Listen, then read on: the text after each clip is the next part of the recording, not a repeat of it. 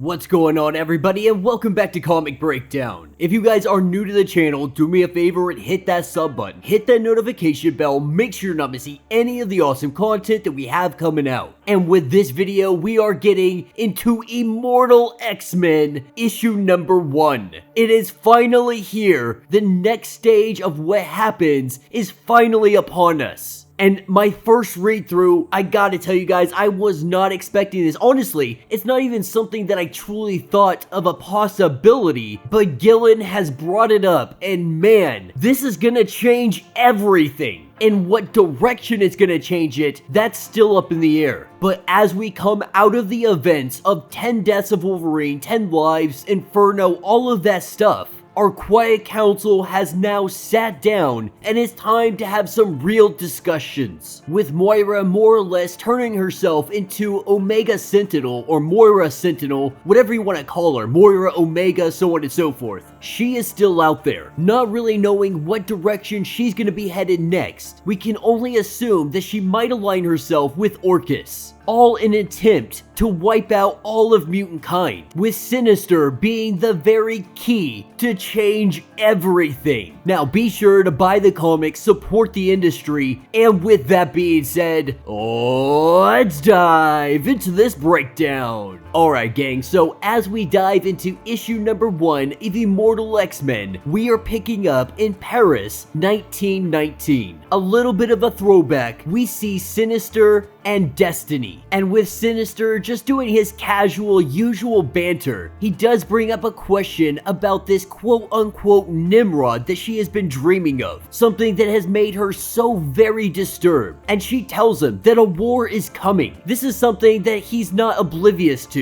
He knows that there will always be a war coming. A war at this point is inevitable. The question that we must ask ourselves, what side are we gonna be on? What side do we believe is gonna be the winning side? And though she didn't come here to discuss philosophy or any of that, she did come to tell him something. And these words are going to change everything. She knows that he is an evil man, but she also fears that their paths are going to be joined together. And whether they are on the winning side or not, she does believe that they are going to be on the same side. Whispering into his ear, she divulges the information. Being granted this vision, we see him fall to his knees, and he appears to die. Mystique coming out of the shadows. This is something they did not expect to happen. Raven does want to know what information she divulged to him, but Destiny, she is asking to not ask that question. If you love me, if you trust me, I need you not to ask. If the day ever comes that you truly need to know, I will tell you. But she really does hope that that day never comes. And that's what takes us to Sinister in current day on Krakoa in his laboratory. We're gonna dive into all of the dirty little secrets that Sinister has been keeping from everybody. And the information they give us, it is very vague. He says X gene activated to see how something is holding up. Not really knowing what this is, he goes on talking about there being a couple iterations at least. And he's also building up a database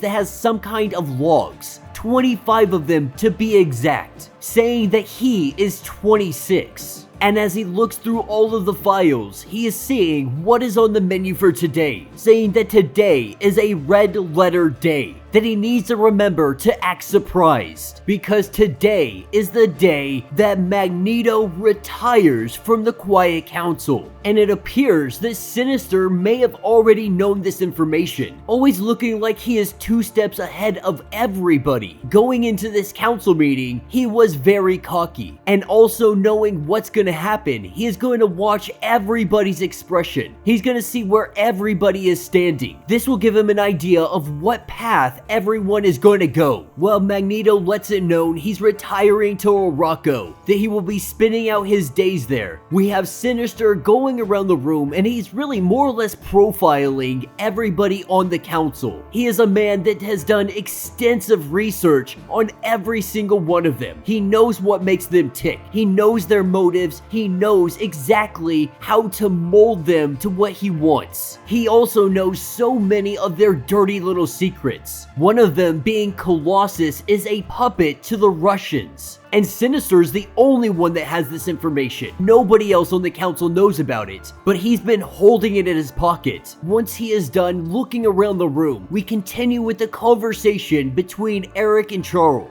Xavier wanting him to reconsider. He doesn't want to be here anymore after everything that has transpired, everything that they have done. And Emma Frost really does call him out. They betrayed her. They didn't bring her into the loop. They didn't trust her. And so she made sure to bring them down to make sure Moira was taken off of the board, the secret weapon that they have been using this whole time. And to push this even a little bit farther, she is saying that Eric needs to step down right now, that he has no say-so in who we pick to replace him. And while Magneto may oppose this, they vote on it, and he gets voted out. He gets removed immediately from the Quiet Council. And while he tries to act like they stabbed him in the back, Emma Frost has no sympathy, no empathy whatsoever, letting him know like you can go cry somewhere else. You can play your little pity party all you would like. At the end of the day, you have been playing and manipulating everything, and you're just mad that you don't have the power. And now we have interviews beginning. From Angel to Penance, Beast, Abigail Brand, Vulcan, everybody is throwing their name into the bowl. Everybody hoping to be the new member on the Quiet Council. And after spending the afternoon interviewing all of these candidates, none of them can come to an agreement on who it might be. There hasn't been one solid candidate that has stuck out to everybody. With them taking a little bit of a recess, we see Exodus go have a conversation with Hope. Exodus is really more of the religious zealot type, believing firmly that Hope is the quote-unquote Messiah. But he's not the only one to recognize this. Many mutants on Krakoa, they recognize her as something very special. Her and the rest of the five, they really are seen as rock stars. They're the ones that bring everybody back. And Hope isn't one for all of this acolyte religious crap. And at the end of the day, she's letting him know, like, what do you actually want from me? What is the purpose of you coming up to me today? With a smile on his face, that is where we pick up back at the Quiet Council. And the Quiet Council is currently interviewing their newest candidates, that being Selene. And she really does lay down, I think, the best defense on why she should be in here. Because while they're looking to replace Magneto, they also need to replace Apocalypse. They never really filled his shoes. Yeah, they gave someone the seat, but nobody that matches Apocalypse. While Destiny may be very powerful,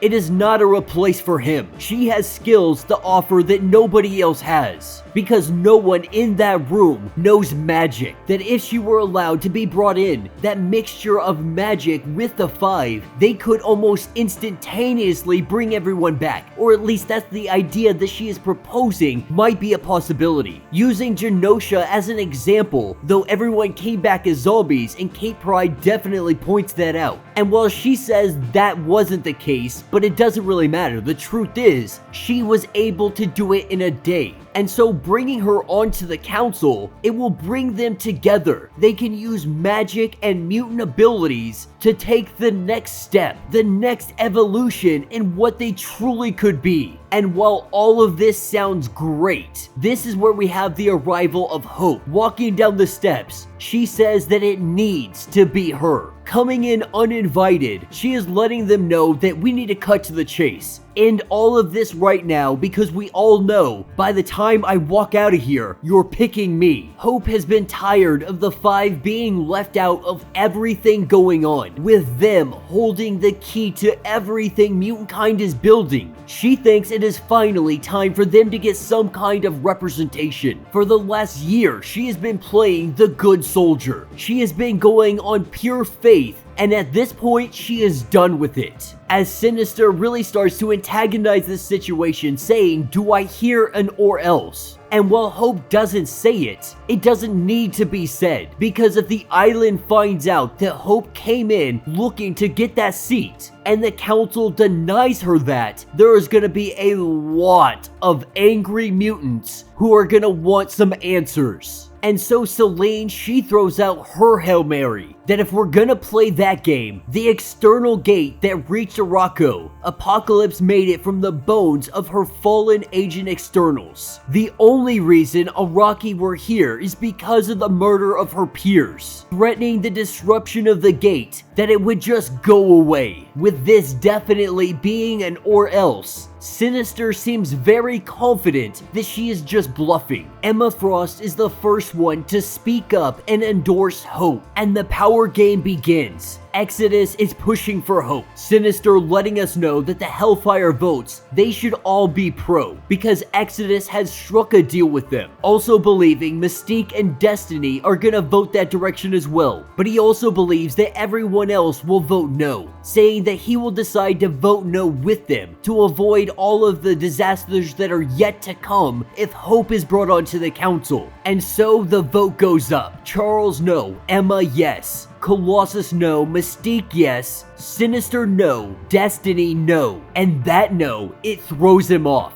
He was not expecting that. As everyone else starts to cast their votes, he is recognizing he's gonna have to change his. Not sure if Destiny knows that he knows he needs hope on the council. Calling a timeout, saying wait, he lets everyone know that he is changing his vote. And with that vote change, this is what decides who is on the council. Sinister being the one to break this tie, Hope is now on the Quiet Council. As Xavier goes to break the news to Selene, we find out that her threat, it was not idle. He made his decision, and now he has to live with the consequences. And from the ocean, we see a giant freaking kaiju. And I do have to point out, what is it with kaijus consistently attacking Krakoa? It's like the one thing that Marvel writers always go to. We need something, what can we make up? Oh, we got a kaiju. Let's make this kaiju or that kaiju. We'll just keep throwing them at Krakoa. Maybe one of them will eventually stick. But with the gate now being resurrected, all hell is breaking loose. Krakoa is being set ablaze. As Sinister goes up to Destiny and asks the question, why didn't you say anything? You surely saw this coming. Destiny just shaking her head, telling him like you've never understood how my powers actually work, because she doesn't see the future. There is no the future. There is no destiny. As Sinister witnesses this kaiju taking over the island, he heads back to his laboratory, telling his computer to take a surface scan of relevant details from his brain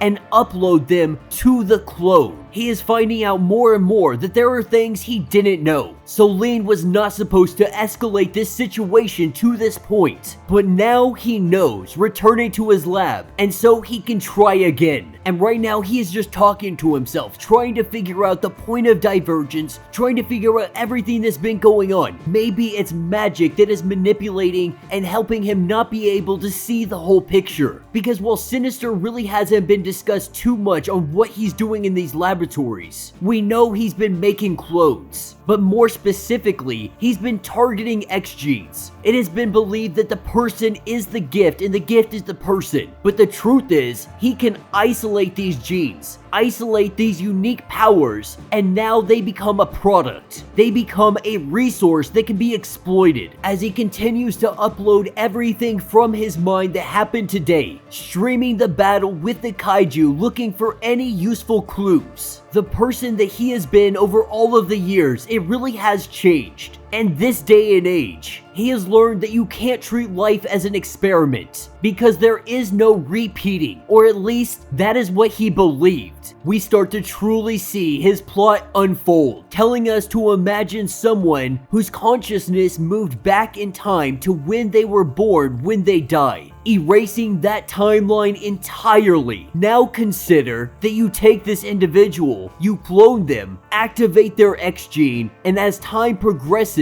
upload whatever you want to that clone's brain. And when you grow bored of this timeline, you can kill the clone, which in turn your earlier self can download whatever your future self has uploaded into the clone at the later point. What he is saying is that he has been cloning Moira, believing that Moira was working on small scale, believing that her database of a small 10 lifetimes was some kind of sufficient data to say say that mutants always lose. Now, Sinister, being the mad scientist that he is, he wants to explore what is truly possible. And it's gonna take a lot more than 10 lives to get it right. And that will be the end of this issue. So let me know what you guys think down in the comments. Now that really is a lot to unpack right there. And for me, I think there's two possible scenarios that are gonna come out of this. Now if I'm remembering correctly, in the past, Moira talked about her 9th life, and how Sinister and his clone army, they took over everything, and that's how Krakoa and Arakko fell. And so we could see the makings of that actually happening. But I think it's gonna be a deviation of that. Having all of these clones of Moira being able to take her X gene and use that gene to his benefit like a weapon, like a resource. He's more or less being able to restart the timeline whenever things go sideways. Whenever his plans aren't working out, he can try over and over and over again until he finds himself on top. That's why it appears that he already knew all of this information, but seeing there's small deviations, he has to keep going back and trying to figure out what is happening. Not only that, but how he can come out on top. But if you also have clones of Moira, then everything that happened in the 10 deaths of Wolverine doesn't really matter. If they find one of these clones, can they bring her into the fold? What memories do these clones actually have? And how long can Sinister actually keep these things a secret? As he makes his play for total domination, he really is playing the long game. And I have said it time and time again, the house of cards that is the X-Men, it is just a matter of time before it comes crashing down. We are continuously getting threats stacked against them, threats that they simply cannot overcome. And while it really did seem like Sinister was just more of a background character, that he was going for his own benefit, his own clones, making sure that he stays alive, making a lucrative business, the truth is, he has the most sinister plans of all. And with him having Moira clones and wielding the power of reincarnation, this changes everything. I definitely was left with so many questions after reading this comic. So many things that are left unsaid, so many things that are just missing from the puzzle for us. Now we know they're going to be filling in the gaps here in the near future. I really think Marvel is ready to just hit the ground running. As we saw in the 10 deaths of Wolverine, they really did push the narrative of Moira all the way to 100. Maybe even a little too quickly, but even if it was too quickly, we're already getting moving. And now Sinister making his play. Do you guys think that there is a possibility that Omega Moira is going to be teaming up with him? Or that she finds out this information and she comes looking for her clones? Let me know your thoughts, let me know your theories. If you would like to support the channel, you can always hit that super thanks button. It lets you donate directly to the channel, any amount that you would like. It greatly helps us out. If you can't do that, do me a favor and hit that sub button, hit that notification bell, make sure you're not missing any of the awesome content we have coming out, and until the next breakdown.